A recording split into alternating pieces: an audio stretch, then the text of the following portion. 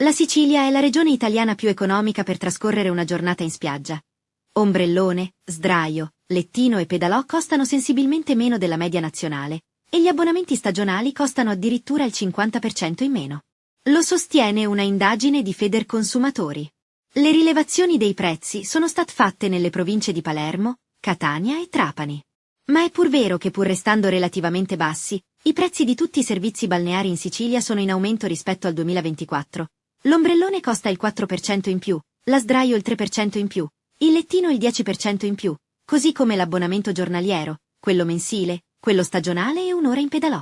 Gli incrementi, in media, sono del 6%, un dato che è ben oltre l'inflazione e, soprattutto, è il più alto come crescita, in percentuale, tra tutte le regioni.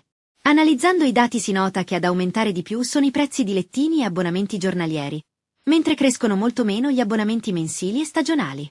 E questo, dice Federconsumatori, vuol dire che i gestori dei lidi prevedono l'ennesima stagione di turismo mordi e fuggi, che cercheranno di monetizzare al massimo alzando i prezzi di quello che venderanno di più: il posto comodo con lettino per un giorno e l'abbonamento complessivo per un giorno.